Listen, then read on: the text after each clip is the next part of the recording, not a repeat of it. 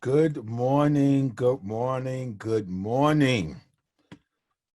It is so good to see you all on this beautiful, y'all are really feeling like fall weather now out there.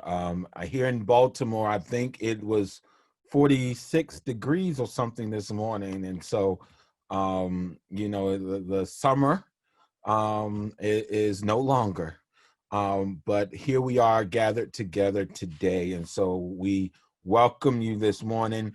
Do me a favor, if you know that there's someone who should be here with us today, we want you to reach out to them and make sure that they have the link, send it to them, encourage them to log in.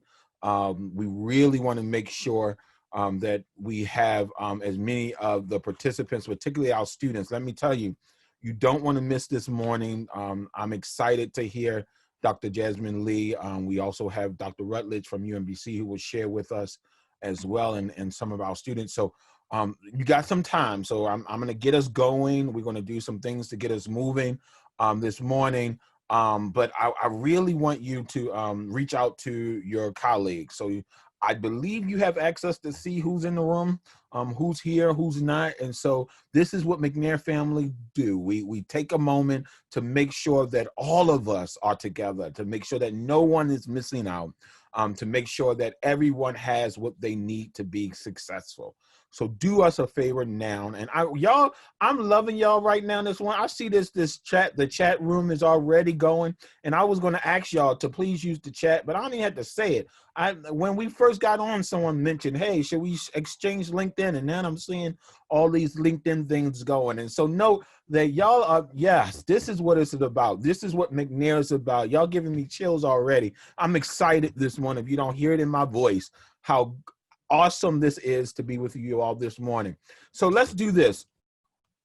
Let's take a moment. We're now going to move to centering ourselves. So we're going to move to a moment of centering. And so take a moment right now. Close your eyes for me. Now, I'm going to try. I wrote some notes, but I also want to do this for myself as well. And so I'm going to try to remember what I wrote here. But I want you to close your eyes for a moment. Our theme focuses on being visionaries 2020, actualizing excellence. And so I want you to think right now, this is something we do with our McNair scholars at UMBC. We have them take a moment to close their eyes and think about their long-term goals. 10 years from now, where do you see yourself? Well, if you're a McNair scholar, that's having accomplished and had your PhD at that point. Where some people are working in industry, some people are professors, right? Some are entrepreneurs, and they sort of give us their like where do they see themselves in this moment 10 years from now. That's what I want you to visualize right now. Take a moment. 10 years from now, think about it, see it, see the excellence. Now I want you to take a moment, open your eyes, and just write some of those things in the chat.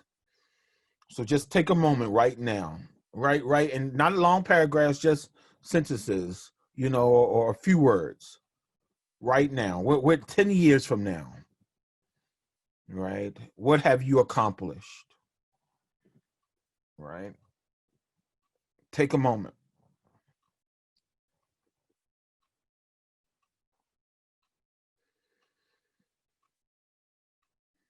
I see counseling practice, athletic director.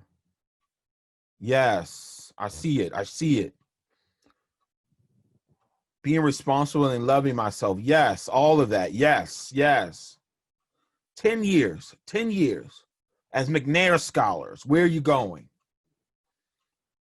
Yes, I see PhD in electrical engineering. I think I just saw one in biotechnology as well. Keep writing them. Keep writing them. Now this is what I want you to do. I want you to take a moment, close your eyes again, and just think backwards. Those steps that you have to do to get to that point, right? You're going to have to write a dissertation. You're going to have to take your comps. You're going to have to take initial classes, right? You're going to have to make sure you're caring for your family, yourself, right? All these things as leading. Then you got to get accepted into graduate school, right? And make those decisions. And you got to finish your senior year at your institution now, and you got to make connections and networks. You got to get your letters of recommendations. You got to do all these things. And even if we make it to today and get to this point, you've got to go and present your research and network with McNair colleagues and build relationships. Now we want you to see those steps so that you are now able to actualize the excellence that you have just discussed as your long-term goals. So sometimes you got to think largely to be able to focus yourself in order to actualize your goal. And so now I want you to just take a deep breath. We did this the other day, and I know that it matters for our McNair family. Take a deep breath in and release it. Every time we gather, we think about, as McNair family, those people who have laid a foundation for us. Those people who whether near or far, maybe we've been connected to them or not, but in this moment, we want to think about those who've made a difference in both the world and in our lives. And so this is one thing I want you to do today. Today, we honor also the life of Ruth Bader Ginsburg. I know that we are all worried about what the Supreme Court is going to look like. But this woman, her living as long as she did, her breath was resistance. Her breath was protest. And although she left us, she's breathed all of us her breath. And so she's one of the ones whose shoulders we stand. The work that she has done, the pillar of our nation. And so I want you to take a moment now to breathe in the love from those individuals who have gone before us. And I want you then to breathe out their names, breathe out the joy, so that the world can actually experience them as well. So breathe in all the love, all the kindness, because again, our breath is our protest, because there is work for us to do. So the next thing I want you to do in the chat, lift up the names of people who have supported you, whether they are here with us or whether they have gone over to the other side. Or if they're for you, they may just be resting or here no longer. Whatever matter, but they were here, they were present, their breath was present in this world. So who are those people that you lift in this moment? This matters, y'all. This matters. I'm taking this time, starting the conference off in this way because it matters. When times get rough, this is what's going to matter. These people, these names, helping you to actualize your excellence. Call them out. Call them in this place. Call them in this space. Know that you are loved, that you are loved, that you are loved. And sometimes you just need this reminder. And so we take this moment now. This is our centering. This is how we start every one of our McNair conferences in some kind of way, giving thanks to those who have come before us, because we recognize that we stand on the shoulders of giants, but also that we are to be the shoulders for others to stand, not when we're dead, but now in this moment. So on this Saturday morning, we give thanks. Now we're going to move right into our official welcome as well. And the video, or we'll go to the video, but I want to, if we can go back to the slide. And I say Ashe to each of these names. Ashe, I just see the names just flowing. Y'all got me in my space this morning. Y'all see me in my rocking right now. And I'm in my space. Because y'all just don't know how much this community means to me and to so many others.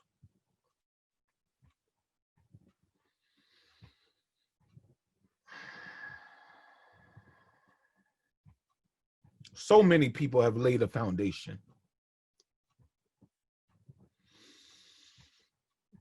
And we just take a moment and we just say thank you. We say thank you.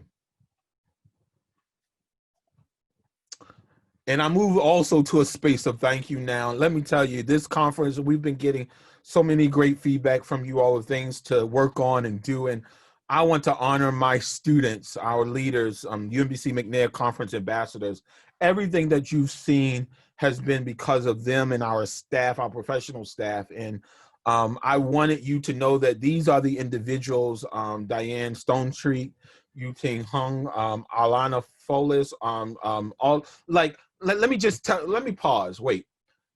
Because I also want y'all to know that it's not just folks far or your family or friends or even us as staff, your colleagues, your McNair brothers and sisters. These are them. This is what's the folks who have made possible even this conference. And we want you to know that. And so as you see them, as you have conversations with them, as you engage with them, just say thank you to them as well for the work that they have put in. Last night, we had a ball with the DJ and with the different rooms, the Jackbox room and all. And so just know that these are the folks who have made it happen, not just us as professional staff. And so I want to honor them. And let's show the video and then we will continue. Next slide, please. Oh, he's getting it right. So here's a welcome video that we wanted to share with you. Welcome to Baltimore. Yes, I still wanted to share that even though we're virtual, I wanted to make sure that you felt the love and support that we have for you here in this great city. Welcome to UMBC's 28th annual McNair Research Conference. We are thrilled that you will be joining us this week. There's so many exciting things that we have prepared for you, and we want you to know that you are welcomed in this place. Virtual place, but place in itself. We're together, and we want to make sure that you have all the support that you need to make the best of this weekend. Welcome everyone to the 28th Annual McNair Scholars Conference at UMBC. My name is Alana Follis, and I'm a McNair Scholar here at UMBC. I'm a third-year biochemistry major and psych minor, and my pronouns are she, her, hers. I definitely am looking forward to the social event networking session on Friday night and getting to meet you all there. Can't wait to meet you guys and have a fantastic weekend with you all. Hi everyone, my name is Diane Stonestreet. I use she, her, or they, them pronouns, and I am a junior mechanical engineering major here at UMBC. I'm super excited to be a conference ambassador for you guys this year, and the event that I'm looking the most forward to is just all of the social events that we have planned for Friday night, because I think it's great to, come together as like our huge McNair family and celebrate all of the wonderful research we have done, all of the progress we have made, look into graduate schools together. But I think it's equally important to just kind of goof and get to know each other. So I think that's what I'm looking forward to most for the conference. Hello everyone, my name is Jamal Ajayi. I am a senior computer engineering major student at UMBC. My pronouns are he, him, his. I would like to take this opportunity to welcome everyone to the 28th annual UMBC McNair conference. I hope you enjoy it and I hope you take the most of this opportunity and try to also interact with everyone, although it's virtual. I will be serving as one of the conference ambassador.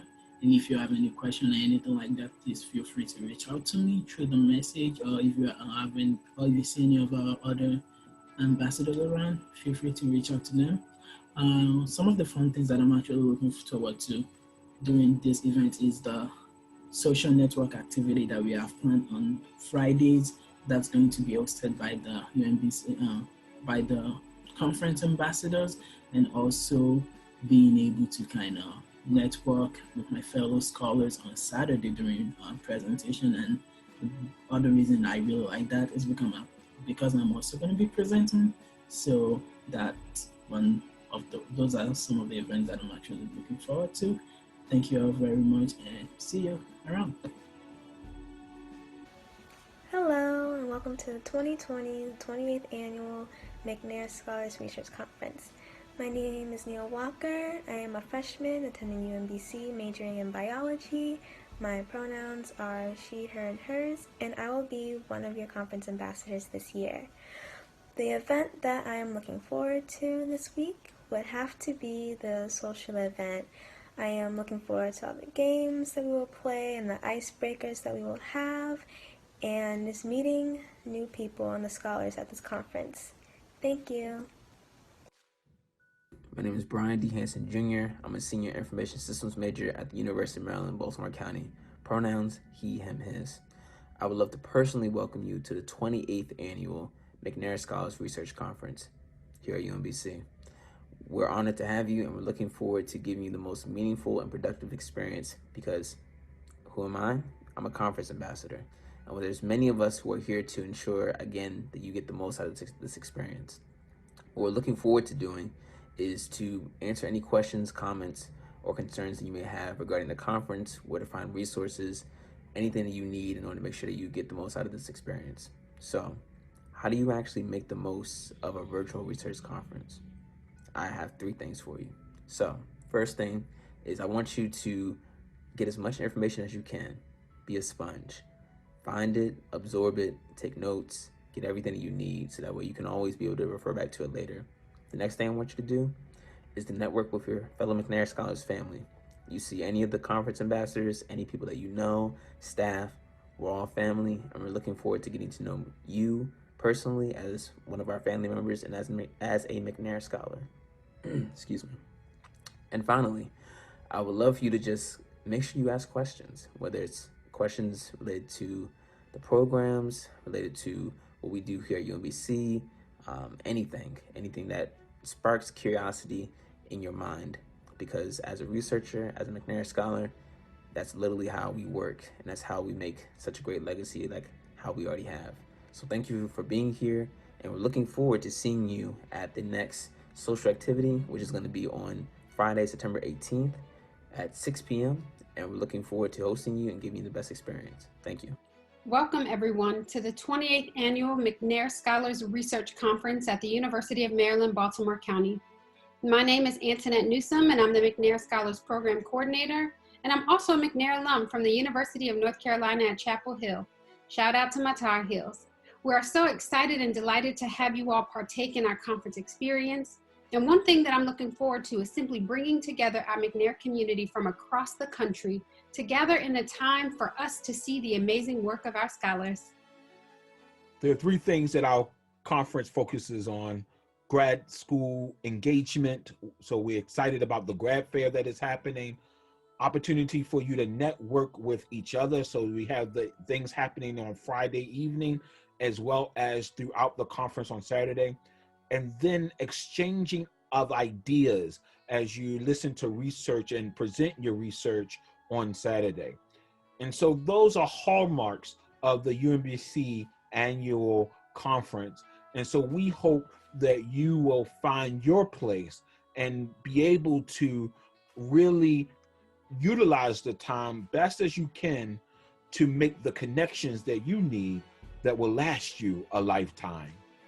With all that's going on in the world, we know that you need a safe place, a community that cares for you, a community that will love you, and also be able to assist you in achieving your goals. Well, that's what the McNair family is about. And so no matter if you're at a university in California or Georgia, or even up in Massachusetts or Michigan, no matter where you are in this United States, even our friends there who are part of our United States there in Puerto Rico, know that you are loved. And we're excited to have you participate in this conference. There are over 250 registrants here at this conference. And that doesn't include the grad school fair reps. And so we all are just thrilled to be able to hear your projects and to see you engage with the community. And most importantly, we want you to know that you are not alone. That's why you're here this weekend, to note that in every phase of your journey, there's a community who's surrounding you, who wants to support you and hope the best for you. Because when you excel, we all excel. And we can say, ooh, I remember him. Ooh, I remember her. Oh, they are amazing people. Yes, that's what we want to be able to say. And so we are excited. We're thrilled to have you. And if you have any questions or concerns, reach out to us. Email us at our McNairs@umbc.edu. So there's McNair, then the S at the end. So McNairs@umbc.edu. And we will answer all your questions that you have. Thank you for your patience during as we've been moving to virtual. We've never done this before, as many haven't. And so there's a lot of things that we've learned, and you have been there with us and supported us through it. So again, we thank you, and we want to wish you the best as we kick off this conference.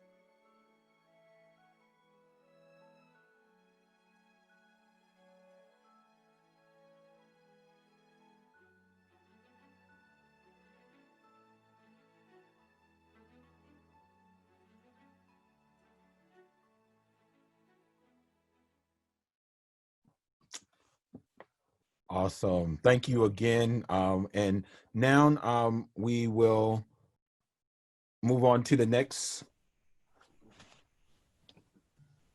Okay, gotcha. All right. So thank you again for this. And I am pleased to welcome and to introduce to you Dr. Janet Rutledge, Vice Provost and Dean of the Graduate School at UMBC. She's been a strong supporter of McNair. I don't know if I mentioned this, but I am a McNair alum. And when I was a student at UMBC, Dr. Rutledge was also the Dean of the Graduate School then. And she's been supportive of us then, spoke at my graduation ceremony with McNair when I was a student. And so again, we welcome Dr. Janet Rutledge. Well, good morning, everyone. It's such a pleasure to be a part of this conference. And I want to congratulate the McNair staff and the student ambassadors for doing an amazing job. I am just so impressed. We had hoped to welcome you to our physical campus, and I hope that you have felt the love and the warmth virtually. We hope that we will be able to welcome you on campus in person at some point in the future. So on behalf of UMBC, one of the things that I want to emphasize is that McNair is integral to the values of UMBC. And I'm repeating some of the things that others have said, but I think it's so important that it's worth repeating. McNair is all about expanding your horizons so that you can develop the visions and the dreams that are possible for you. And along with that, McNair provides you with the tools so that you can be successful and achieve those goals.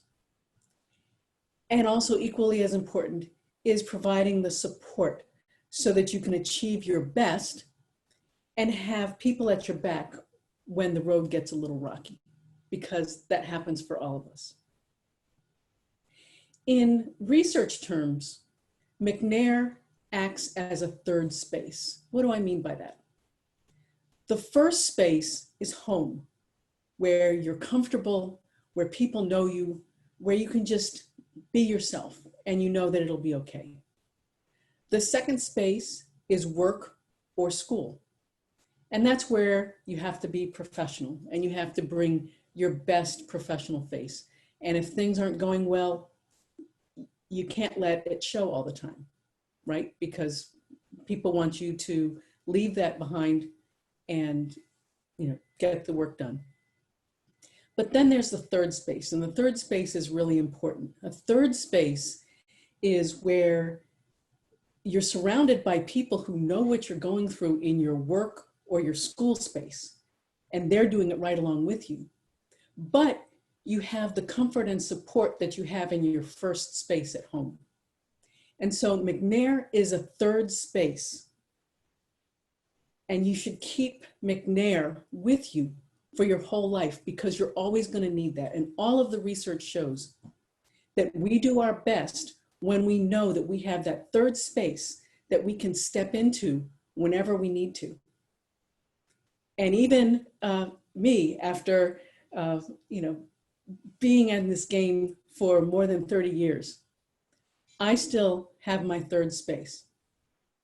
I call my group the Sisters of the Yam, after the Bell Hooks book about the women in a village in Africa who would sit around pounding the yams, and it looked like they were just doing their womanly work, but in reality they were sharing the secrets with each other and supporting one another. And so the Sisters of the Yam was all about Bell Hooks as she was experiencing what it was like to be a faculty member and to be a Black woman all alone, and needing to reach out to other Black women faculty across the country who could be her Sisters of the Yam group. And I'm so pleased that we finally have a name for it, a third space. So I want you to remember that.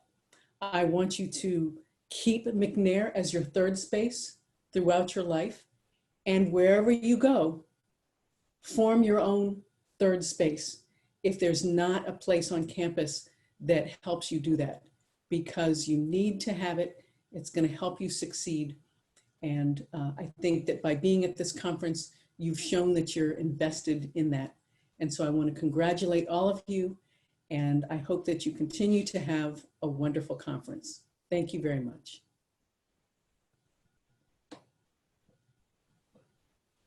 You're muted. Oh, there we go. Thank you, Dr. Rutledge. Again, for those words and a reminder. I remember that research on the third space, so I think that's important, and thank you for bringing it back to our remembrance of what this community really means. We will now move towards our keynote, and I'm excited to introduce Anu. Anu has, oh my gosh, I am amazed at our scholars and students who are part of our program. Anu came into the program this past year as our pre-McNair student and is moving towards becoming a McNair scholar, as well as is now working for our office as a McNair ambassador as well. And so she's responsible for our social media work now with our program. So Anu will now introduce our keynote speaker this morning. There we go. Good morning, everyone. Thank you all for being here. I'm grateful for having the honor to introduce Dr. Jasmine Lee, who is the Director of Inclusive Excellence and Initiatives for Identity, Inclusion in the Division of Student Affairs at the University of Maryland, Baltimore County. She works with staff and students to create inclusive campus environments through direct programming, strategic student success initiatives, and collaborative leadership, along with consultation for racial climate concerns and broader diversity issues for faculty and staff across campus.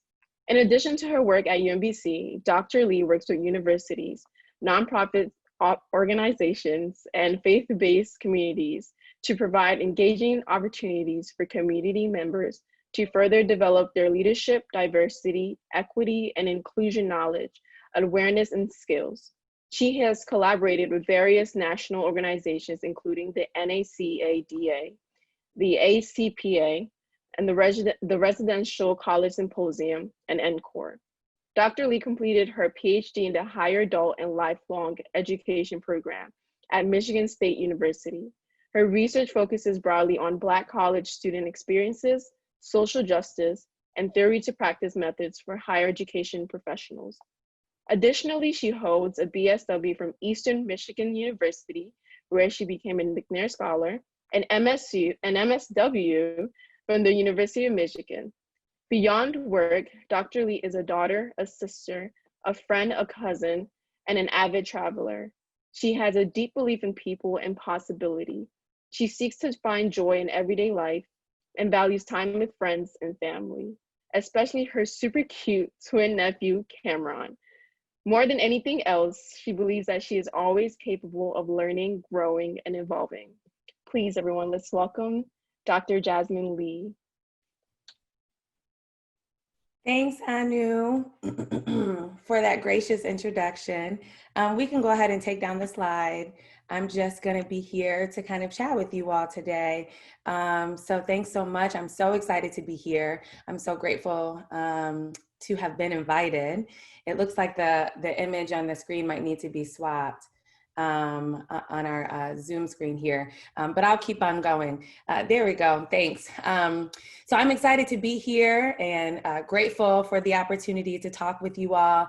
As Anu was kind of wrapping up her introduction of me, I knew that the part at the end about Cameron was gonna come, and I honestly was about to show you all a picture of him so that you all know that we really are twins, but I decided not to, so. Maybe during the Q&A if people are curious about how cute he actually is. Nevertheless, thank you so much to Michael Hunt, Antoinette Newsom, and the whole conference planning committee, all of the McNair student ambassadors who helped with the conference planning for inviting me to be here. I so greatly appreciate this opportunity. It's certainly a full circle moment for me, as I mentioned at the lecture on Thursday, for those of you who were there with me then. I really also appreciate the way that Michael opened our conference this morning by acknowledging our ancestors, our community members and family. We certainly don't get to any place of accomplishment or get out of any place of trouble by our own, right? By our own accord. And so being able to acknowledge the people who continue to pull us forward, hold us up, and have our backs is incredibly important. And so I want to start my time this morning by doing the same. These are quite honestly the same acknowledgements that I kind of shared with you all on Thursday because they feel most relevant for this conversation today. And so I'll share with you some of the folks on whose shoulders I stand. I, first of all, certainly want to honor my ancestor, Mommy, who passed in 2018. She remains with me as I strive often to try to channel and invoke her energy. She was a dynamic woman with a fierce fight about her. And so I try to carry that with me as often as I can. I'm also a product of two blended families, as I mentioned. And so I'm thankful to all of the parents and even, pseudo parents, aunts, uncles, and folks who have poured into me for so long. Just like Thursday, my dad and his wife, Michelle, are still here with us today on this Saturday morning. So shout out to them in our virtual audience back home in Michigan, cheering me on from their family room. You all are so greatly appreciated. So thank you for always being in my corner. And certainly I want to acknowledge Eastern Michigan University, True EMU, the Eagles. So much of who I am started at EMU, even though that's not where I started my college education, which I'll talk a little bit when I get into a bit more of my keynote. But I love Eastern and still greatly involved in the Alumni Association. But so I'm so happy that you all are here. Shout out to Dr. Betty Brown-Chappelle, who was the inaugural director of the McNair program at the time that I was there, and certainly to Dr. Heather Neff, who is here with us today, and who brought with her so many great Eagles as well. And so I might even be seeing, or some of you might even be seeing me from last year when I joined you all at the McNair graduation at EMU. That was such an honor as well. So if I'm seeing you again, hey there, and welcome this morning. So let's kind of get into the keynote part. I'm going to spend a little bit of time talking and chatting with you all. And then I really hoped that we could spend the rest of the time really engaging in Q&A. So if you have questions about my journey, if you have questions about the work that I do now, if you have questions about really anything that may come up for you as I'm talking, please feel free to start crafting those questions in the chat. And then when we get to the end, we will get some help from Antoinette Newsome, who will help us to kind of sift through the questions and talk through the questions together. So I was asked to share my story with you this morning, my journey to a PhD in the context of today's theme, actualizing excellence. The theme is a phenomenal one. It truly is. And I appreciated kind of that visualization, that practical actualization that Michael kind of took us through at the beginning of this session.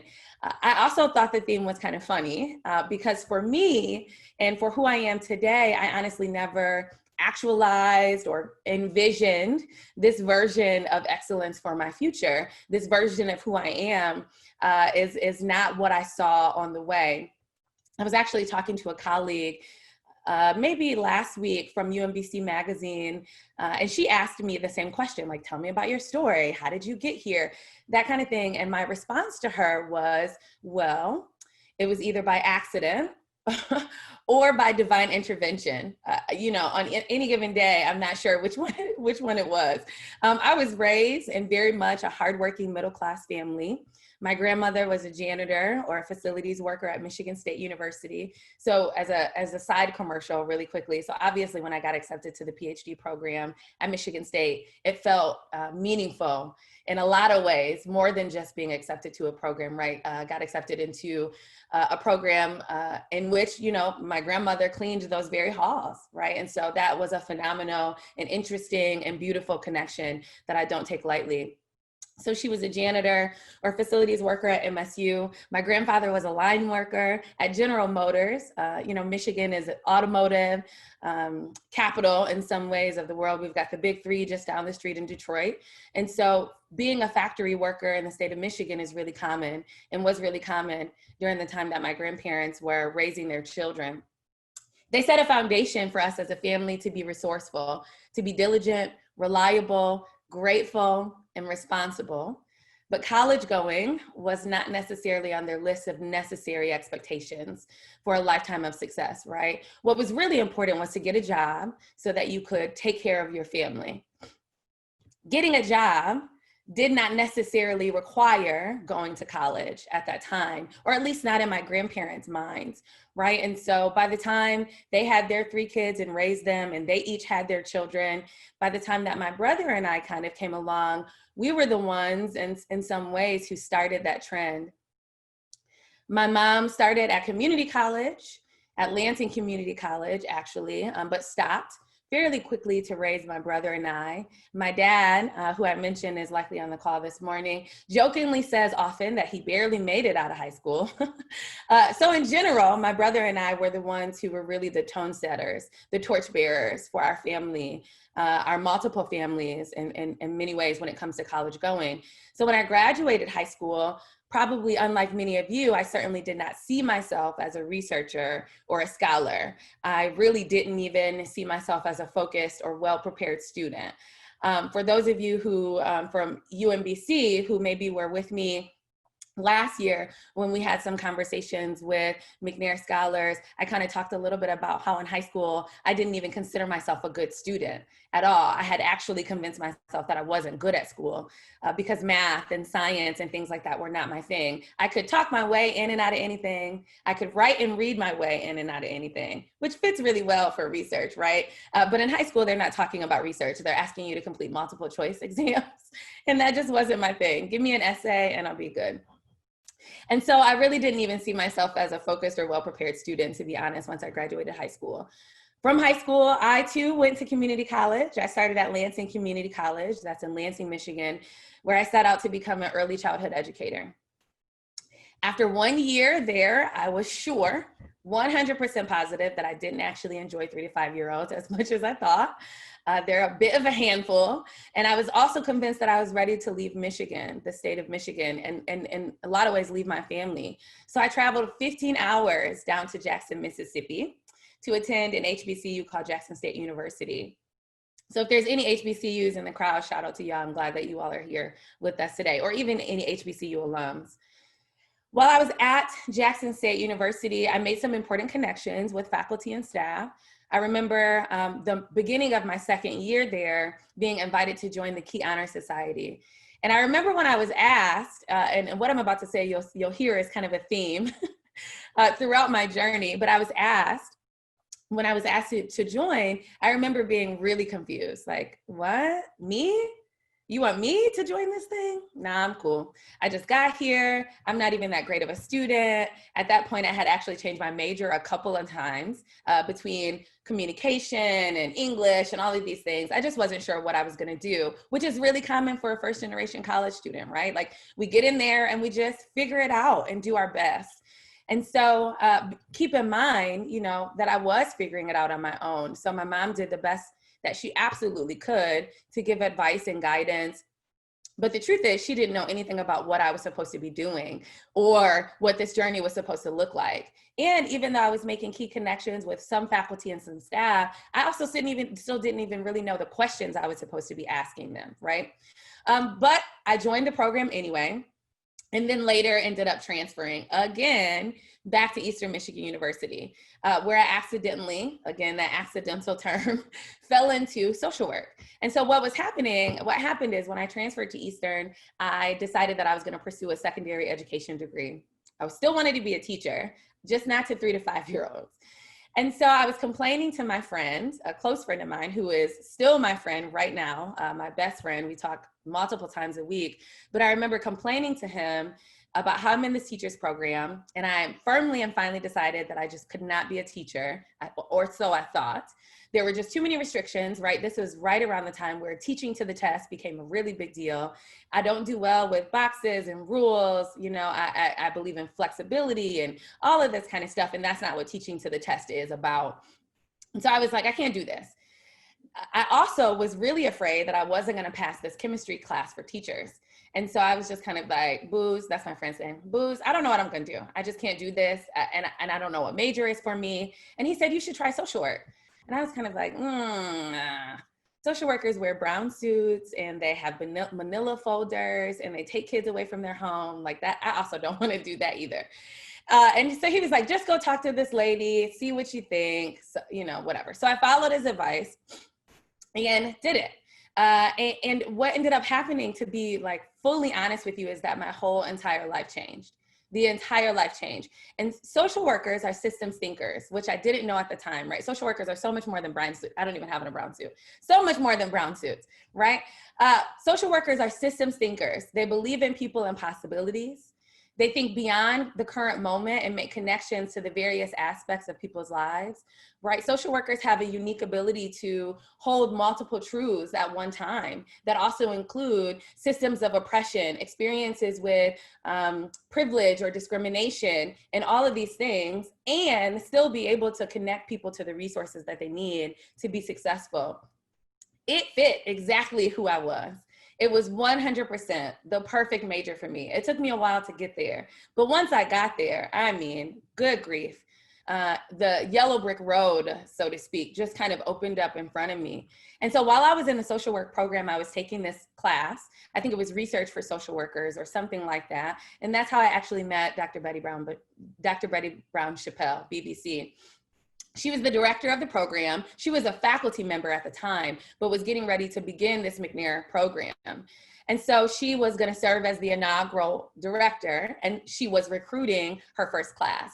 So after I wrote this research paper that I thought was just kind of, you know, the assignment that was due, I wrote it on the Detroit riots, and I talked a lot about how as much as we frame it as a riot, the Detroit riots, in the same ways that in Baltimore when Freddie Gray was murdered, people would talk about these riots. And as much as we frame those things as riots, they were actually uprisings, right? Dr. King, I think, is the one who said that riots are the voices of the unheard. So it's actually not that they're rioting and looting out of nothingness. They're actually demonstrating their rage, anger, helplessness, frustration, disappointment, generations of pain, belonging, this intergenerational sense of being tired, sick and tired of being sick and tired, as Fannie Lou Hamer said once.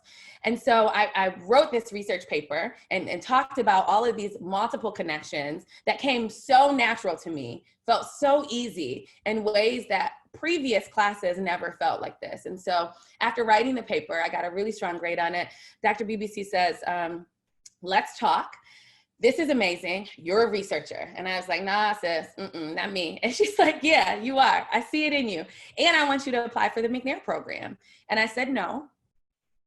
I felt like it was a lot, too much. I had already transferred twice. My focus really at that point was just graduating. Like, I need to get done and I need to get a job, because at this point I was on a 6-year trajectory, right? And college is not cheap. And so I told her no, and I just felt like I couldn't focus on that at the time. I think there was also a little bit of me that I talked about on Thursday when we talked about imposter syndrome. There was a little bit of me that was convinced that I wasn't smart enough, I couldn't do the work, these things, right? But she kept asking. She was diligent. And so I joined the program. After joining the program, I started to engage in research more intentionally, more actively. I think I came to the conclusion that I have always been a researcher. I've always been asking questions. I've always been making connections, even though I didn't have the language to say that I'm making a hypothesis or I'm making, strategic connections after I've collected multiple themes and I've gleaned from those themes these key points, right? Maybe I didn't have the language to name those things in those ways, but I certainly was always this person. She just was able to pull it out of me, right? She saw it in me and helped pull it out of me. So I was published, presented for the first time at the EMU McNair Scholars Conference and at a couple of conferences locally across the state of Michigan. Tangentially, what I think is also interesting that was happening at this time that might not feel relevant, but I'll make this connection for you, is that I was also experiencing a similar scenario with a fraternity pageant. The fraternity, Alpha Phi Alpha Fraternity Incorporated, they have this pageant called Miss Black and Gold. And so you won't believe me, probably, but I'm very shy. I love being in front of large crowds because there's a level of disconnect, right? Like, I'm here and everybody else is in the audience, so to speak. But it takes me a lot to prepare myself to speak in front of people because I'm just quite shy. I have a little bit of social anxiety, all this kind of stuff. And so a friend of mine said, you should do this pageant. And I was like, no, again, like this ongoing reoccurring scenario where I'm just like, no, thanks. I don't want to. It's not for me, all of these things. And he kept asking again. And so I eventually did it. I not only did I win the pageant at Eastern, I actually went on to compete at the state, the regional, and the national levels. And so what ended up happening during these kind of interlocking moments is that my confidence grew. The ways that my shyness, I think, shows up has changed over time, right? I've made these really phenomenal connections with people across the country that continue to show up in my life. But I think the point that I want to make for you and the connection that matters there is that so much of who I am is not only about who I am and what my abilities are, it's also because what someone else saw in me. So oftentimes, because we are living our own lives and experiencing the world through our own lenses, right, with these glasses that I have on, I see the world through my glasses, my prescription. Other people are looking at us and making connections for us. They're watching how we move through the world. They're watching how we interact with other people. They're reading our papers that we think are just so, right? And so because these people are seeing these other things in me, they were willing to take a risk on me. They were willing to take the time to pull out of me these phenomenal qualities that I was allowing to lie dormant. And so trusting what others may see in me has honestly been incredibly key along my journey. So there have been so many opportunities that have been 100% based on me trusting what someone else saw. And so in a lot of ways, I kept my dreams and my visions for my future self. So this idea about actualizing our vision, actualizing our success, right? And so I love that Michael had you drop in the chat some of the things that you saw 10 years from now. In a lot of ways, for me, I tried to keep my dreams and my visions safe. I wanted them to be connected to things that I knew for sure that I would be good at, that I knew for sure that I could accomplish. And what I want to say, and this is something that I've learned over time, is don't do that, right? Give yourself permission to dream revolutionary dreams. Revolutionary dreams are the things that we actually cannot see. I'm thinking about Harriet Tubman. So, you know, Maryland, the state of Maryland has so many stops along the way throughout the state of the Underground Railroad. Harriet Tubman had this revolutionary dream of freedom. She hadn't seen freedom, right? She dreamt of it. And she was willing to do whatever it took to actualize that dream that she couldn't even see. So don't confine your dreams and your visions of success to what is safe. Give yourself permission to dream revolutionary dreams. After joining the McNair Scholars Program, so much of my life changed. I tell people that all the time. Who I am right now is dramatically different simply because of that program.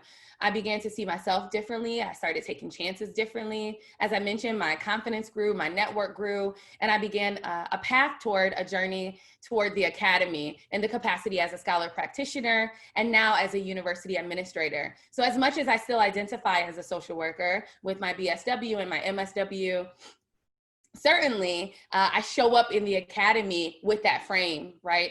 With that being a foundational part of who I am, but I work as a university administrator at this point. I found my love of writing through the McNair program differently than I understood it before. My first publication was through McNair. I actually was invited this year to write the introduction for the EMU McNair Journal, which was phenomenally exciting because my very first publication was in that very journal, volume 1, actually. And so what an amazing thing. And I've been published 5 times since, not including my dissertation. Let me be clear though, just because you dream revolutionary dreams doesn't mean that they will all come true. It doesn't mean that they'll all fall through in the same capacity that we've hoped, right? So I just said, I joined the McNair program, my whole life changed, give yourself permission to dream revolutionary dreams, right? And talked about some of these really amazing accomplishments that I've had. Excuse me. The truth is though, that none of those things actually came easy or in the time frame in which I'd hoped. I've had so many pitfalls. I was actually denied to the first 2 programs that I applied to. I applied to 2 programs right after I finished my master's program at College Park and in Nashville, at Vanderbilt, at Peabody College. In retrospect, neither of the programs actually fit my research agenda or my long-term career goals. I was applying to them for the wrong reasons. If you're curious, I'll tell you during Q&A, but it's not relevant for this moment. So you got to trust the universe sometimes. Sometimes those shut doors are for important reasons, right? But I was denied to those first 2 programs. And then I started working full-time at Michigan State University, and then later applied to that program after 1 year of working there. I applied and was accepted into their program. It's a top-rated program in the country for higher adult and lifelong education. But when I was first denied, I was 100% sure that that was it. Like, see, I knew BBC didn't know what she was talking about, right? Like I knew that I wasn't good enough or these things. And so it's really important that you don't let failure convince you of anything other than the reality that life simply has ups and downs, right? When failures come, continue to trust the process. Stay true to the process. Surrender to the process. Right? So even as the peaks and valleys might come as we face them, make sure that you continue climbing. Please also know that you cannot cheat the process. If you're from the state of Michigan, you likely know who Eric Thomas is. I mean, his name has international acclaim at this point, but he's certainly a local celebrity in Lansing. He's the hip hop, E.T., the hip hop preacher, so to speak. And he says, you can't cheat the grind. Right? And so you can't cheat the process in the same way. You have to put in the work. You have to show up. You have to be consistent. But once you do those things, your job from there is to trust the process. Because the reality is that you can give 100% your best, but if it's not your time, it's not your time. And that's not about you, right? That's about the ways that the universe works. And so you have to be willing to trust the process and not allow failure to knock you off your path. Furthermore, don't allow any failure or setback to convince you that you are not enough. I remember a moment in my undergraduate, or it was actually my PhD program, in a class, and we had a guest lecturer, a Black woman faculty member from another institution, and she closed her session with us by saying, "And if nobody has told you yet or ever before, please know that you are enough." And that has always, always, always stayed with me. And I'll bring that up again as I get toward the end of my session, because that is important for you to know as well, is that you are enough. And even if one day you decide that a PhD for you is not for you, your value and your worth doesn't actually change. It remains the same. And so especially in moments when things are not going well, you have to also know that not just you have to trust the process, that you have to stay engaged in the process, that failure is a part of life, right? Failure is about failing forward, feeling better, and keep trying and things like that. You also have to know that your circle matters. I talked about my friend Booz. Let me also clarify, we call him that because that's his last name, not because he drinks a lot or anything like that. That's his government name, Booz.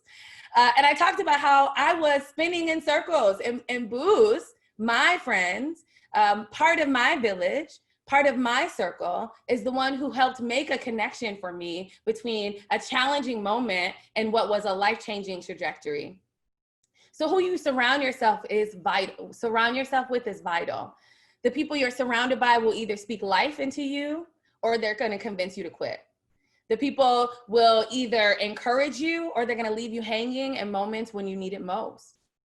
What's so beautiful about the McNair program that Michael has already alluded to, and that came up on the Thursday call when Dr. Robinson said, "Welcome to the McNair family," is that you actually have a built-in community.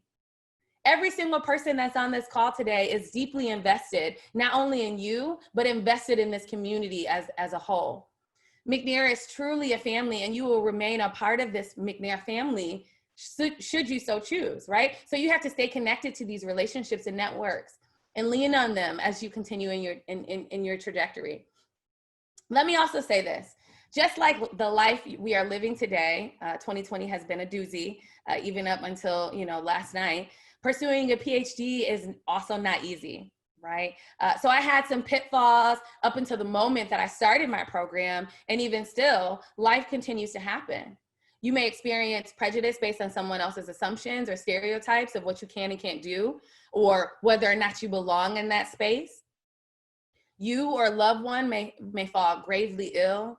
You may lose the funding to pursue the degree at the institution that you hoped. You might get denied to the program you applied to. You may feel overwhelmed by working 2 or more jobs while trying to balance also research and the expectations. In those moments, it's not just about your circle who matters, it's also about your why. So when I determined my dissertation topic, it was honestly about 2 weeks after I was admitted into the PhD program. That sounds a little bit maybe surprising, because it often takes at least maybe the first year or maybe the second year to determine really clearly your topic. But for me, my dissertation topic was not just about research, it was actually my why. Right? And my why continues to show up in how I do my work on a daily basis. My why is the reason why I'm a university administrator. My why is the reason why I could actually do diversity, equity, and inclusion work for the NBA or for some Fortune 500 company and be literally swimming in buckets and bags of money. But I choose not to, because my why is connected to students. My why is connected to the university space, right? And so being able to establish your why and thinking about why you are here, why you are interested in conducting research, et cetera, is incredibly important. So I'm not asking you to determine necessarily your dissertation topic, the day you get accepted into the program or anything like that. But I think it's really important for you to start thinking right now about why. What is your purpose for being here?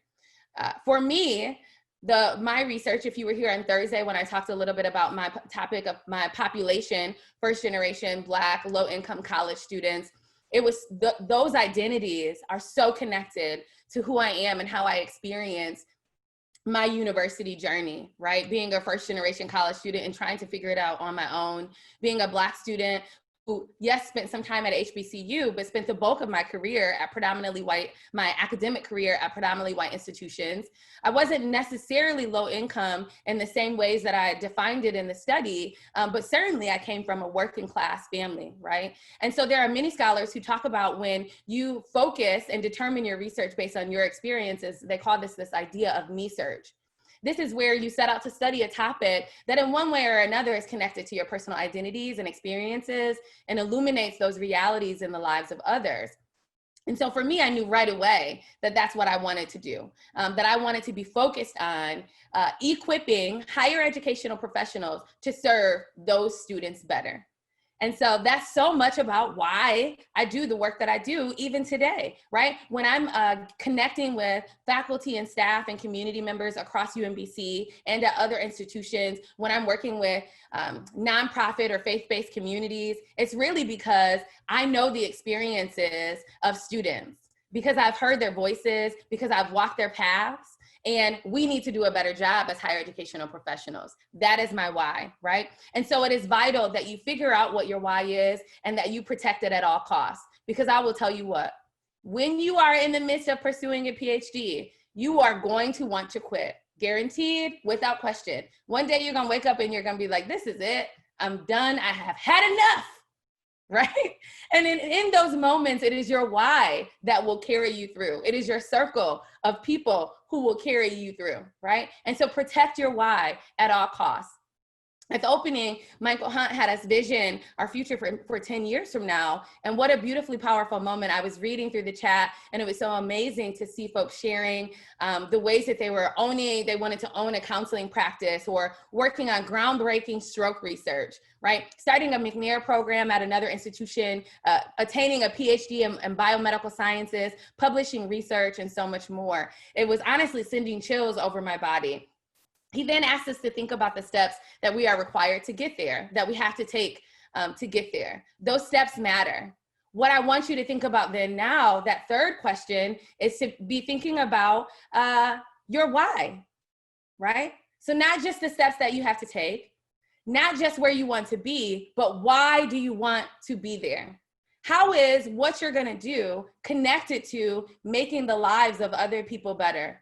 Making their experiences more equitable, connecting them to more resources, opening up access at a greater level, right? How are you, with your seat at the table, either creating more space for another chairs?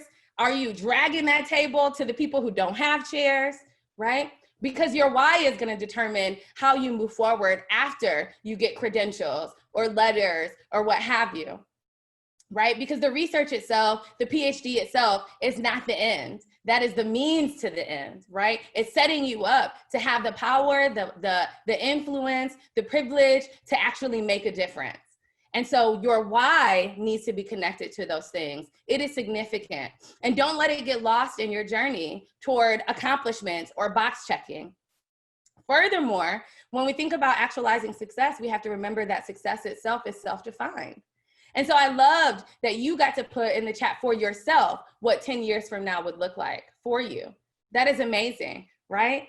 Because you get to define what success is for you. You get to actualize it for yourself. And so again, even if at some point you decide that a PhD is not for you, I know that sounds a little antithetical to what we're talking about today or why we're even here today, but I need you to know that no matter what, you still have a purpose to accomplish.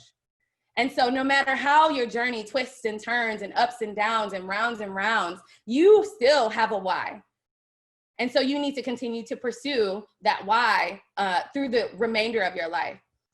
So I'm going to transition to close in this moment. And as I transition, what I'm going to say is going to feel like a little bit of a shift from what we're talking about, but it feels gravely important. And so I want to close this morning by acknowledging that the year we have experienced to date has likely been the most difficult thing that we've each faced in our lives. From COVID to anti-Blackness and anti-Asian rhetoric, from mass grief and loss across not just our nation, but across the globe. I don't know of a time in my life where every single news station has had counters of deaths on the screen every single day. I can't think of a time that has happened. This year has been heavy, burdensome. It's been sad, right? I think we are sharing so much of a global burden in so many ways. We've also experienced significant isolation and loneliness, right? Being quarantined. We can't even see people smile when we go to the store anymore because we have on masks. 2020 has been a doozy. I think a lot of people are like, listen, give me to 2021. Let me know when it gets here, right? It's been a heavy year. And so with all of this in mind, I certainly want us to remember that to care for ourselves, right? To care for one another, this idea of not just radical self-care, but community care. And that caring for ourselves is not selfish. It is an act of resistance. It is a revolutionary practice. That's what Audre Lorde taught us, right? And so I think it's important for you all to know that to take a rest, to take a breath is vital, because if you are not well, you cannot be present. And if you are not present, you cannot pursue your dreams, right? And so step one has to be caring for yourself. The other thing that is incredibly important that I felt like I could not say goodbye without saying is that we are heading toward an election, right? And we are together, and we are still setting the tone together for the future of our country. And so I want you to know that your voice and your vote matters. I care, right? I do care who you vote for. I do. But that's not what I'm here to say, right? Right now, I actually just want you to know that a lot of times the electorate process can convince us that our vote doesn't matter, and it does. That your voice does matter. And so if you are over 18, you have a responsibility to be engaged in this upcoming election process. National Registration Day is next week. So it's not an easy process. So if you haven't engaged, please take the time today to figure out what it is that you need to do if you are eligible to vote in this country. What I also want you to know is that it's not just about your vote. So don't just cast your vote, cast your whole vote. That is to say, your entire self, your entire influence. And that means that even after the election has ended, you are still engaged with issues that matter to you, that you are connected with local organizations who support ideas that you value, and that you are participating in local elections on a regular basis. We spend a lot of time talking about the presidential election, and we miss the local school board elections, we miss the sheriff elections, we miss the comptroller elections, right? And these are the things and the people who are influencing and impacting our lives on a daily basis at a greater level in some ways, and in some moments, it's felt heavier and more immediately than only who we put in the White House. So I'm encouraging you to cast your whole vote, your whole influence. And so as a McNair Scholar, we obviously want you to be focused on pursuing a post-secondary degree, undergraduate degree, right, a terminal degree, but more importantly, we also want you to be engaged and well-informed citizens, global citizens. So please, please, please, please, please hear me say that matters, and it's incredibly important, and that your voice and your vote counts. And so with that, I'm gonna just say thank you so much for having me. I appreciate so greatly the opportunity to be here with you. And so I'm excited now to kind of engage and chat with you all for questions. I know that we have a list of things that have come through in the chat. Antoinette will likely read those so that I know which ones to answer first. And then we'll go from there. But I do think it would be helpful if we go back to gallery view so that I can just kind of see people's faces as I'm answering questions. So can you hear me? I can. Okay. Great. So you may need to do that on your end, because we're all like, I can see everybody. I've seen everybody throughout the thing. So I don't know. Got it. Thank you. Okay. Awesome. But look, we're so looking at the time. We have a limited amount of time assigned at this point, right? But y'all, I don't know about y'all, but I'm excited. There's some great questions in the chat, and so we're going to do look, I'm going to take your cue, Dr. Lee, because you talked about your voice matters, right? And your vote matters. So I'm giving folks an opportunity. We had a networking thing that we were going to plan to do, and we're still going to maybe have some time to do that. But I really want to spend some time with you in the community and questions and conversation. And so using the Zoom reactions, what I want to know from folks in general, so there's a thumbs up thing, if you're okay with us sort of spending more time in this session. We're supposed to be done at 12:15, but I don't think, even just looking at the first question, which talked about hope, like that's a whole sermon series right there. And so I want to give some time for conversations with this. So use your actions and let's see. Is it okay if we use more time? So I want everyone to sort of have a vote in this, and we're going to just skim through, like, to have more time with Dr. Lee. And I ain't even asking Dr. Lee because she's stuck with us for the day. So her vote does matter, but right now I'm looking at y'all, the community, what the community has to say. You see, look what the community is giving us. Thumbs up, thumbs up. Now you do have the option to say thumbs down, Dr. Lee. I ain't going to take your own self-advocacy. No, I definitely don't want to throw us off too far off time, but I'm certainly, if we want to just maybe spend 20 minutes of Q&A, Yeah. and I can try to keep my responses short. I am also more than welcome to drop my email into the chat. And so we can certainly have follow-up conversations with folks who are interested in staying connected with me. Absolutely, 100%. So maybe we'll just do 20 minutes here, and then folks can follow up with me individually if they're interested. So let's start with the questions, and then if you want to come on mic, and Internet is going to lead us in this part, but I believe there's the option for you to raise your hand. And then we will be able to unmute you, and Jeannie Cass is helping us through that process. And so we'll between Internet and myself, we'll sort of make sure that we are getting the questions, but we'll start with some that we have in the chat. So you want to click participants and then raise your hand if you want to sort of your mic to be unmuted.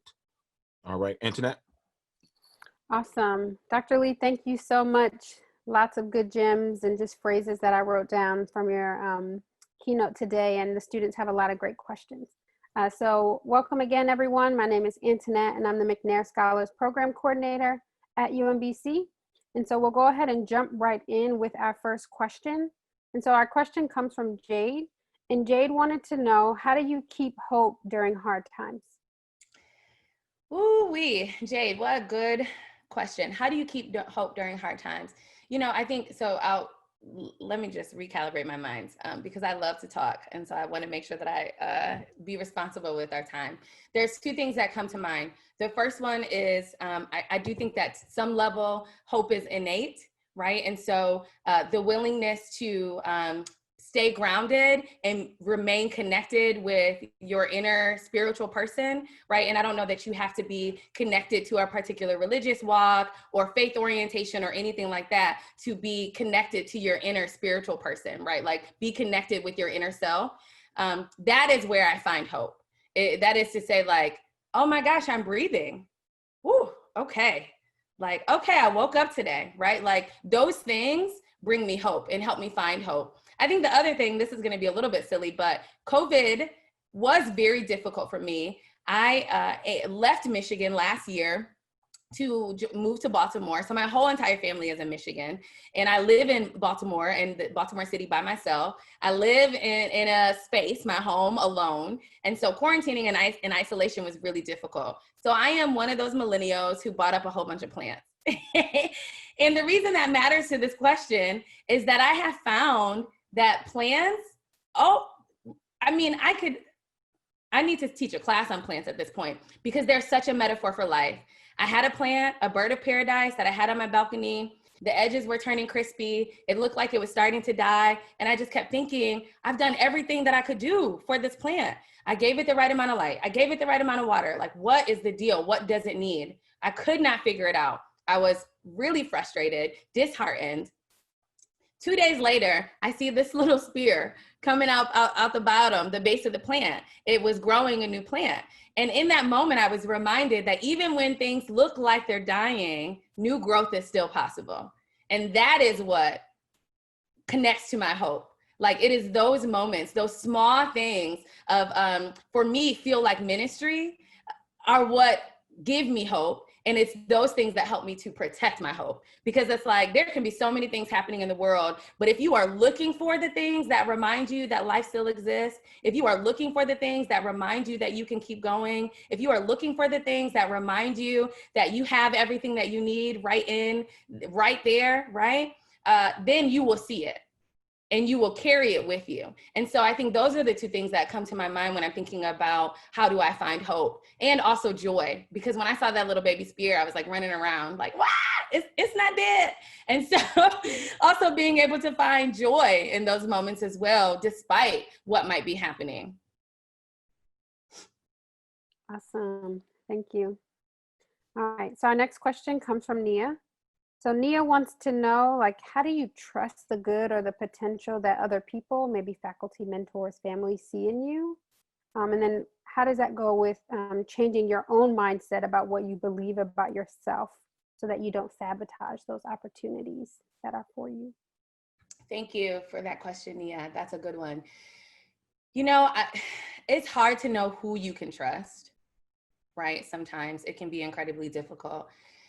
I think that in some ways, in university spaces, the people you can trust are the ones who continue to show up around you, who continue to reach out to you. I think that when Dr. BBC asked me the first time, I was kind of like, nah, nope. But the second and third time, it started to feel like, oh, okay. So you must kind of know what you're talking about, right? Like, oh, okay. So I guess you must see something, right? Like you do have an office, because offices were a big deal to me when I was an undergrad. And so it's just kind of like, okay, so you must know something. And so those are the ways that, that's how I think I determined my trust. The three people that I kind of mentioned who are part of my village, in that moment, BBC, Booz, the other person whose name I didn't mention, but his name is Marcus. He and I also remain close friends. Those three people, I think it was really because they continued to show up and they were honest and authentic with me about the challenges that they faced. And so I was able to see myself in some ways in their stories so that I could trust them, so that I wouldn't sabotage opportunities for myself. The other thing too is this idea around like the circle matters. So on Thursday, we talked a little bit about imposter syndrome and how it can show up, and how it's not necessarily something that you just grow out of. Like you don't just tomorrow, all of a sudden, it's never an issue for you. You know, I think it's something that continues to show up often. And so in those moments too, because that imposter syndrome can also impact how you might sabotage yourself. It might convince you not to show up to something, which is just being there is connecting you to the next thing, right? And so I think the one thing that I'll say too about not sabotaging yourself, that's a little bit less about connecting, trusting people. It's more about trusting the process. And that is this idea that showing up is half the battle, right? Like just show up. So there's research that talks about gym going. And if you just go to the gym, it's more likely that you're gonna do something when you get there. It's that if you stay at home and don't go to the gym, that there's no possible way for you to do anything. Right. And so there have been many days that I've woken up at 5:45 in the morning, like, I do not want to work out. And then I'll tell myself, just go to the gym, even if you just sit in the lobby. Planet Fitness always got bagels, Tootsie Rolls. So just go and sit in the lobby, eat your bagels and Tootsie Rolls. But what happens is once I get there, I'm inspired by the other people I see who are looking tired and groggy with sleep in their eyes on the treadmill. So now I got to walk. Now I'm like, well, just walk slowly for 15 minutes. But then I get on the treadmill and I'm like, oh, I have a little bit more energy. I can do this, right? And so showing up is half the battle. So the willingness to just show up, right? And so if someone offers you an opportunity, say yes, and then be present for that yes. And don't only just be present as your best self, right? And the other thing that I'll name really quickly about this research paper that I wrote that I want to highlight is I did my best work. And so because I did my best work, because I put everything I had into that paper, even if I didn't think it was great, I did my best work. And that is what made Dr. BBC say, I need to talk to her. So you have to do good work. You have to do your best work. You have to put your best foot forward at every moment, because otherwise the people who are watching you won't carry your name into spaces, right? And so again, this is more than just the question that Nia asked, but it's very much connected to trusting the process in addition to trusting people and being willing to show up on your own accord. All right. Next we have Jessica. So if you're unsure about what your path is, for example, going to graduate school for a PhD or maybe law school, how would you recommend finding your path and like finding the why behind working so hard for it? And essentially making sure that you're gonna be happy and not making that mistake if it's too late. So again, just unsure about your path, how would you recommend finding that, and what keeps you going for working hard for it? Yeah, good question. Who is that? Jessica. Good question, Jessica. Thanks for asking that. You know, on the one hand, you have to follow what you are drawn to. Moana is my favorite movie. And when I moved to Baltimore, I watched Moana every day and I would cry every day. But the reason I bring up Moana is because Moana, if you for context, Moana's family wanted to stick to the land. The water was calling Moana, right? And so when she followed the water, when she followed what called her, it not only connected her to her future, it also connected her to her past. And it was that strategic connection that changed not only her life, but her entire family's life for generations to come, right? And so you have to follow what calls you. So many of us have something on the inside of us that is pulling us to a thing. I have always been pulled to education. It wasn't for 3 to 5 year olds, and it wasn't in a secondary classroom, right? I tried those things and figured it out along the way, but I was pulled to education, right? And I still remain there. And so I think on the one hand, you have to follow what calls you. And then on the other hand, as you're following what calls you, know that there are going to be mistakes and mishaps along the way, right? Their boat got broken. The first time that Moana went out into the water, she came back and felt defeated. Watch the movie if you haven't. It's such a great movie.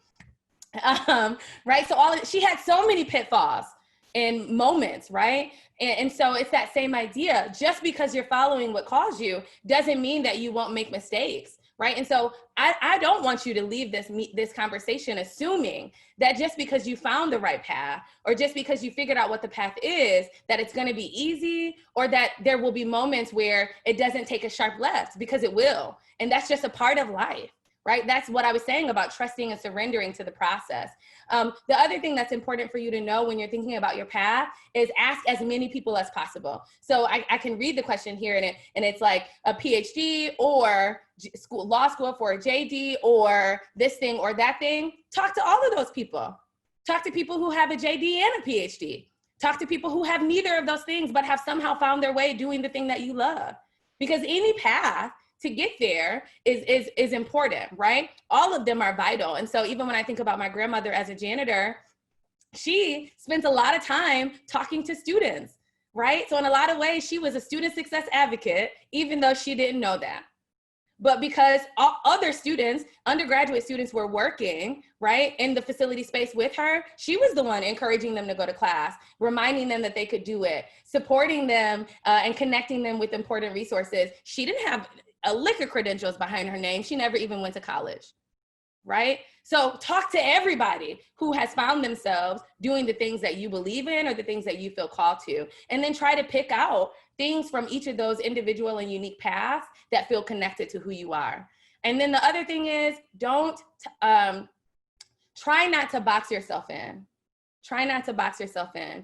Be nimble, be flexible, be adaptable, because your journey will take twists and turns, and who you are today will not be who you are when you're 35. Let me promise you that. And it won't be who you are when you're 52 or 67 or 98, right? Allow yourself the space and the capacity to grow. Your why may not change, but how you accomplish your why will be very different over time. And so as you're following your path, allow the path to change and reflect who you are in that moment as you continue to grow.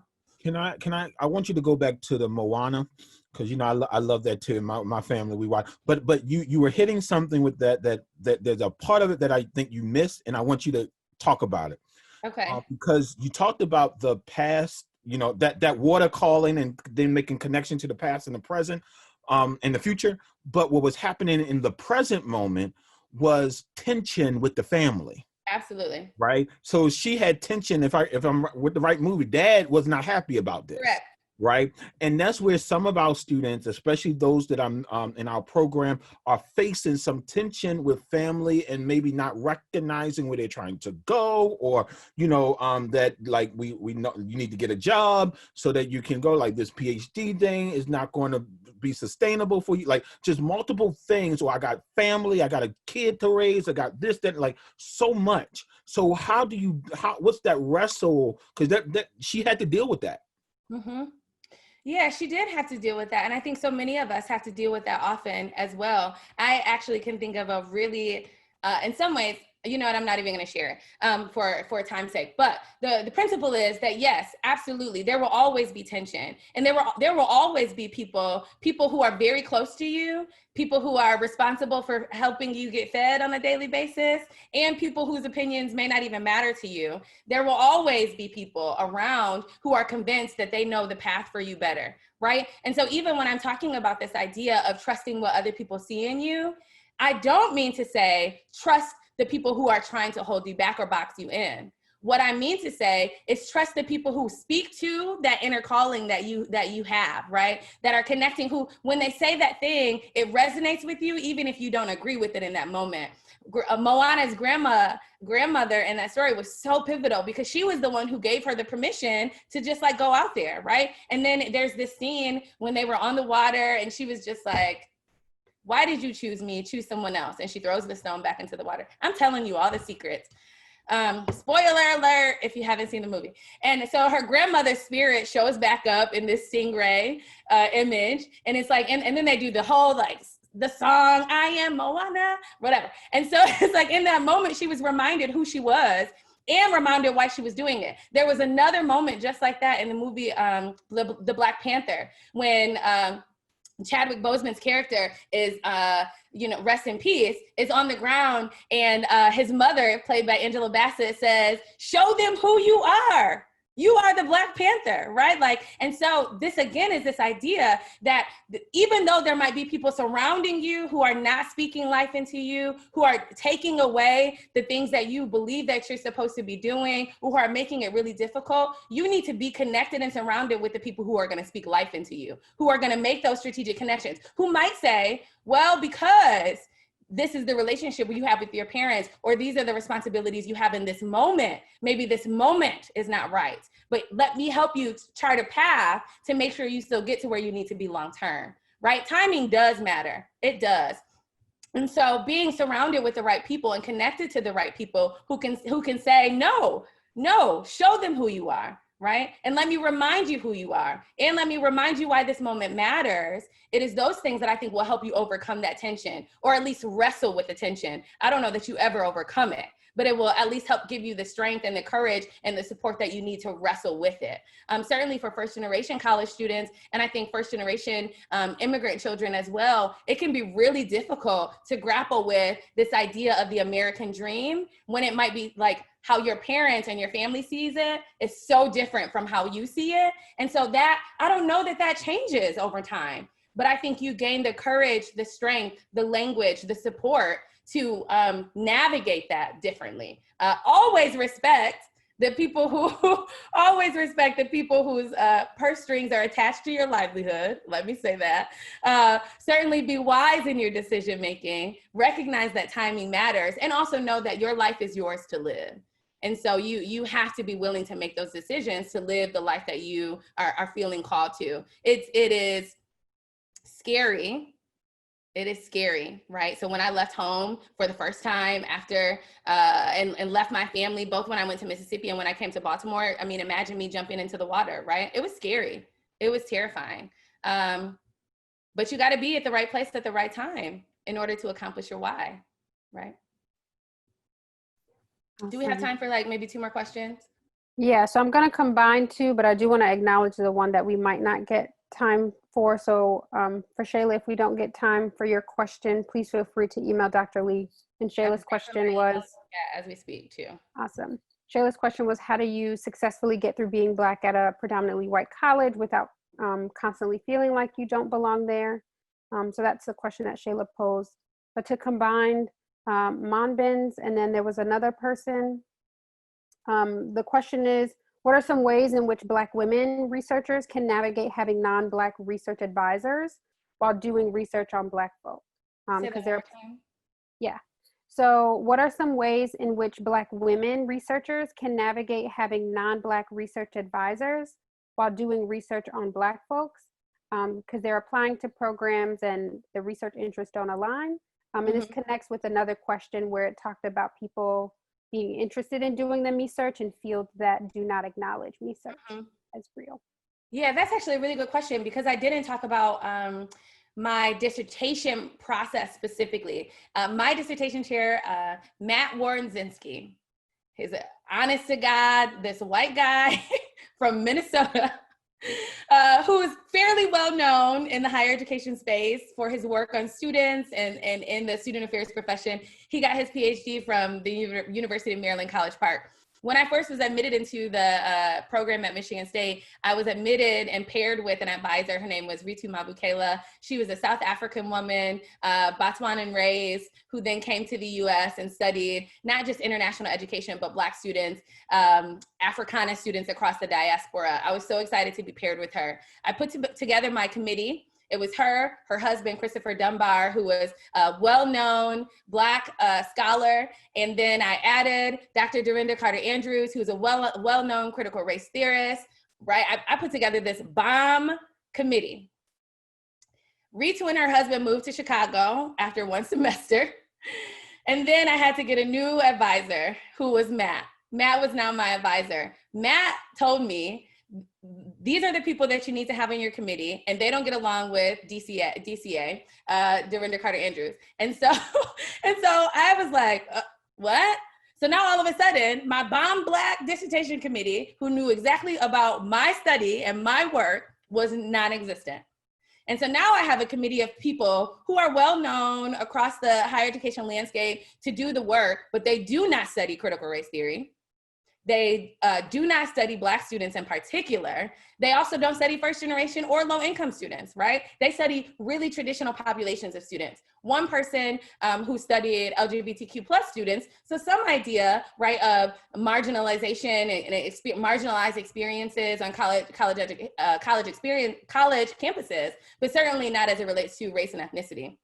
So 100% my experience is laced in that question. And so this is what had to happen. Even though DCA wasn't on my committee, I still enlisted her as a research supporter. So I went to her to talk through critical race theory often. I went to her to talk about how do I pursue the things that I need to pursue? What scholars do I need to be thinking about? What research do I need to include? When I wrote my chapter on theoretical frameworks, I gave it to her and said, does this make sense? Am I making the right connections? Am I interpreting it the right way? Did I pull in the right kind of research, et cetera, right? I also still spent a lot of time really connected to other Black women scholars who were not in the higher education program because we only had one, and she was the one person who was the one Black person who was on my committee, but folks outside of my area, those relationships were vital. The other thing that's really important that I really appreciate about Matt as my chair is we had a real candid conversation from the very beginning about what I was gonna study and the fact that I wasn't gonna allow him to push me in any other direction. So like, if this is gonna be the relationship that we're gonna have, then I need you to support the thing that I came here to do. And I need to make sure that you are in my corner as a part of this process. So when we get to critical race theory, if that's not your thing, homie, like, then you don't need to say anything about it. And he kind of, like, we had a very candid conversation and he 100% supported me. 100%. And not only did he support me, he actually went out of his way to make sure that I got connected with other Black women scholars or other Black folks in general who did my similar work.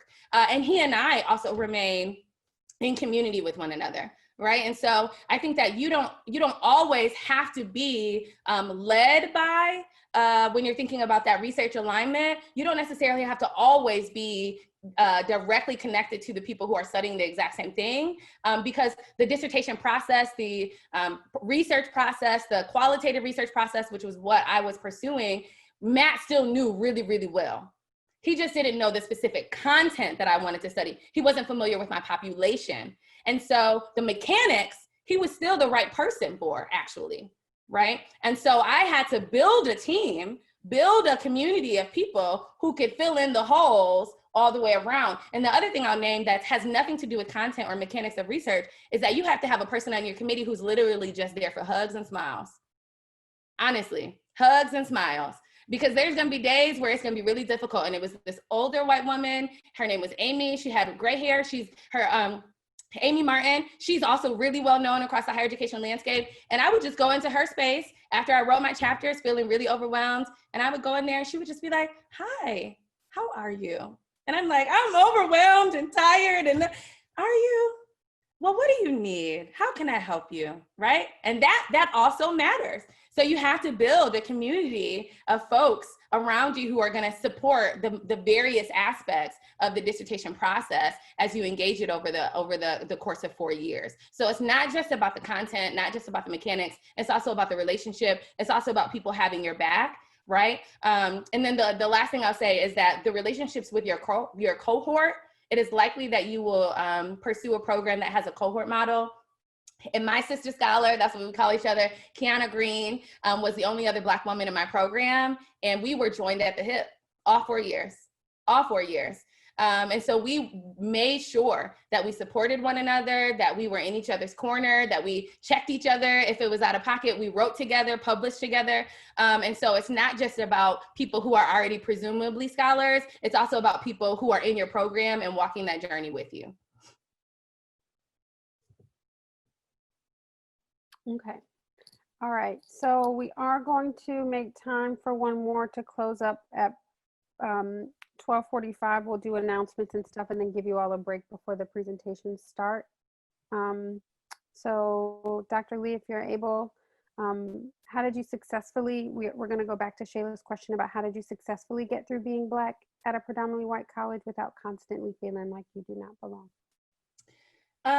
That's a good question. Because I don't know that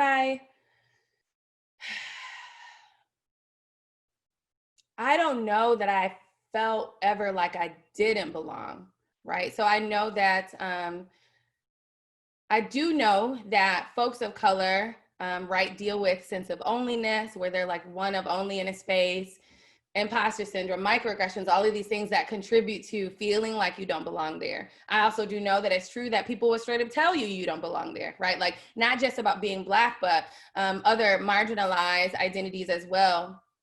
And I really think because I grew up in a predominantly white community before college, I was so used to it that I didn't have that sense of not belonging. But what I will say though, that matters and is relevant to this question and is very much connected to the answer I just gave, is that community is what helped me survive, right? Community is what helped me survive. I was a work study student, and so I worked on campus, and the Center for Multicultural Affairs is what it was named at the time. I think now it's like the Center of Race and Ethnicity or something like that, in diversity, inclusion, and diversity community involvement, DCI, I think is what it's still called at Eastern. So I was a work study student, I was working there. And so I was really closely connected with the assistant director of the center. So she was my mentor, my coworkers were my closest friends. And so that community is really what made it easier for me to pursue and push through. I think also this idea of me search, even though I didn't have the language for it until I got to my PhD, I was doing the work study program and doing diversity and inclusion work as an undergraduate student in ways that I couldn't articulate, right? But I was doing a version of me search even in that moment, because the programs that we were planning were very much connected to the things that I felt like I needed to feel supported and to feel connected at that institution. And so community was incredibly, incredibly vital. My best friend today, you'll know, like the friends you make in college, let me tell you what, they are the ones, just so that you know. If you didn't know, they are the ones. The friends you make in college are the ones. And so my other best friend, who is today my best friend, we met in college and we made a commitment, like, we're gonna graduate. We're gonna kick it. We also gonna graduate. And so being committed to that with one another also changed the ways that I pursued my degree, right? Like we would be up all night, living our best undergraduate lives. And if I overslept for a class at 8 a.m., she was knocking on my door. Hello, sis, wake up, you late, get up, let's go, right? And so that accountability that also came from community, I think is what helped me push through. But so if you're in a capacity or in a space where you are feeling like you don't belong, or the environment is consistently telling you that you don't belong, it's important that you find community. It's important that you find support, a supportive relationship, not just with people who look like you, but also those cross-cultural relationships, right? Because allyship can show up and be vital.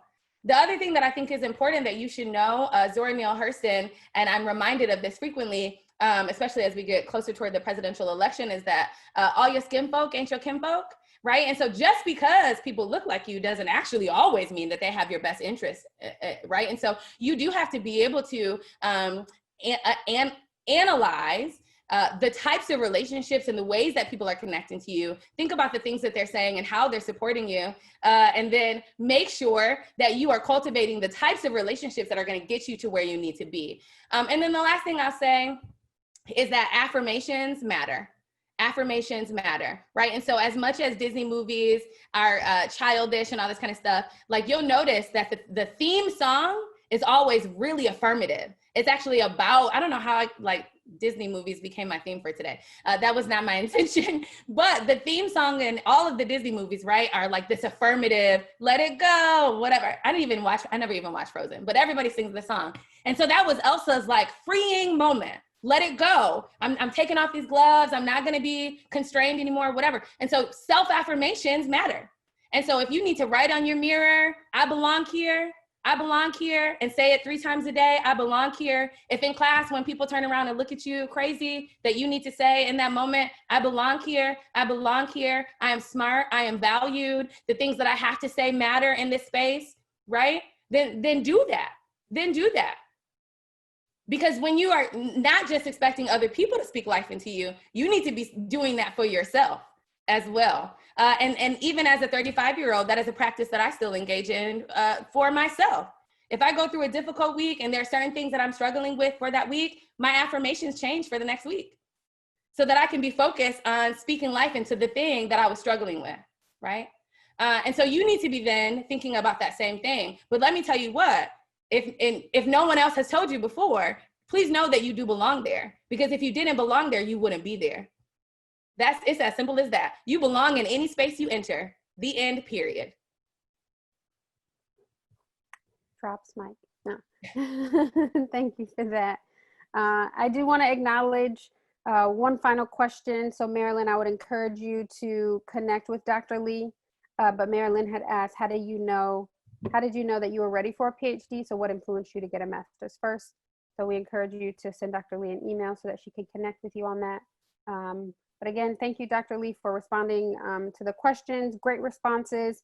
I encourage you all to, all the gems that Dr. Lee shared, please share them on social media. Use the hashtags that I put in the chat, which are UMBC McNair Conference, and then hashtag Trio Work. So we encourage you to continue the conversation even after this on social media. But now I'll yield to Michael Hunt to wrap us up. Thank you.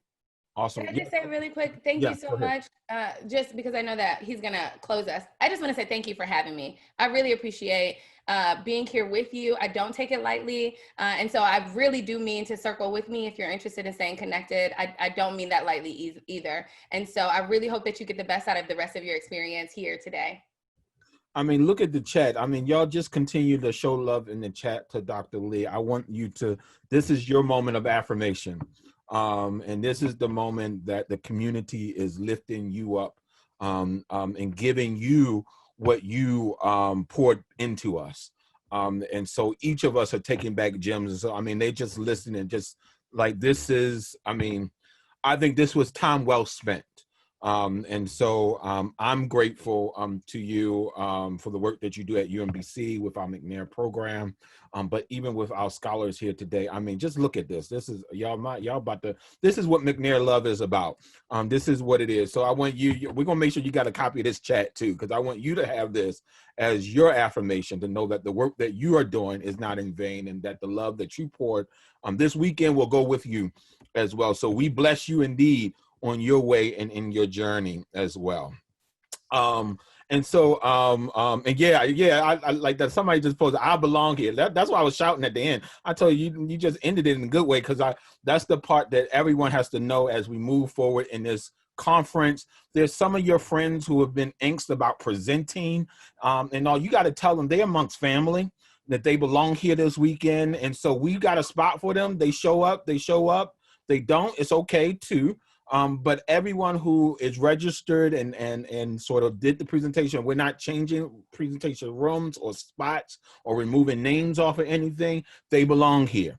You belong here. And so it's important. So any of your colleagues, barring an emergency, if they're not sure about their slides or not sure if they're written, put that aside. They belong here. We'll work through it. They'll get there 15 minutes and they'll be fine, right? And you'll be able to add it to your CV and move forward. So with that said, what we're going to do is forego the networking thing that we had because we just don't have the time for it. But also, I really do think what we did today, what was needed for this community in this moment and in the state of this country, everything from the beginning to the end of this session, I hope that you've got something from it and that you can take forward with you as you go ahead.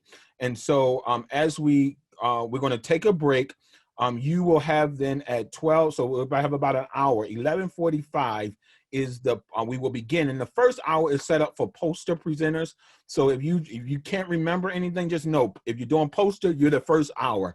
But in the booklet, and I sent the email clarification last night, we'll send a reminder out to folks in a moment. But if you're a poster presenter, please be at that room. We want all of you at the room at the same time for the most part. So try to be in the room 15 minutes till. So 1:30, at least be there. The host may not let you in right away, and that's fine, but they see your name there and they'll know that you are ready to go. If you're presenting, we want you to be in your space at least 15 minutes, if not more, before, so that it just keeps going. We're not changing times. The moderators, we're meeting with them at 1 o'clock. The moderators know we're keeping going. So if you're not in your room, if your tech isn't working, then we got to keep it flowing so that other folks can go. Otherwise, that just messes up the schedule for the day. So just keep it going, keep it going. Then what I really want to ask you all, just like y'all showed up today for this session, please show up for the closing. I'm telling you, one of the greatest moments for our conference is closing together in community. And I'm telling you, don't want to miss it. And I'm gonna leave it like that. If you experienced anything during this session, I want you to come back so that we can close out in community together. Okay. Can I get some reactions to that if you're going to be here afterwards? So give me the thumbs up. Let me know that you're going to be here with us through the end. Right. We want to see you at the end. Thank you. Thank you. Thank you. And so you're encouraged to be with us. Thank you. Thank you. I see all the reactions. Appreciate it. All right. So as we close out, this is what we're going to do.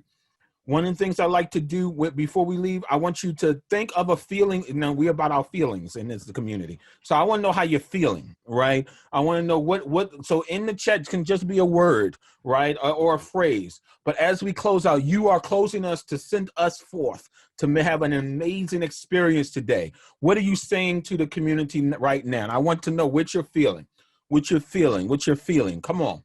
Yes, validated, inspired, optimistic. Come on. I know there might be some nervousness there, so it's okay to say if you're feeling that, that's okay too. But you got it, like we told you. You got it. Yes, motivated. Butterflies. I know them butterflies there. Don't try to act like they ain't there. I know they're there, right? So name it. That's right, name it. But guess what? You got it. You belong here. Right. And so as we go forward, Dr. Jen, thank you for that today. That just helped me in this moment for all of y'all to know you belong here. And so make sure y'all are back here for your time. Right. So you belong in your room at that time. All right. If you have any questions, our email. So our email box is empty right now. Now McNair's, because we've been as they come in, either Antoinette, myself, or Chorus are responding. So if there's any questions, send it to them. If there's any challenges, you want to connect with the GenieCast folks. And if you have issues with that, we can, if it's technology related, we'll send you their information as well. Actually, Brad, can you put in the chat the GenieCast email that you want them to use to make any connection for technology? And I'll make sure that I send that. So Brad T at geniecast.com. So that's Brad. Brad has been here. Thank you, Brad, for making everything run smoothly during our session today and even yesterday. So really appreciate it. Brad is our producer with GenieCast, who's making it happen. So thank you, Brad. All righty. All right, y'all go forth. We'll see y'all at 1:30 for those who are presenting, 1:45 for others in the different rooms. All right. Have a great hour just to relax yourself. Go get some drinks. I know some of my scholars talking about getting their coffee in. So my Dunkin' Donut cup is already, oh, you can't really see it because the thing is empty. And so go get your coffee. Do what you got to do. Yeah. See, Alana, there we go. All right. See y'all soon. Bye-bye.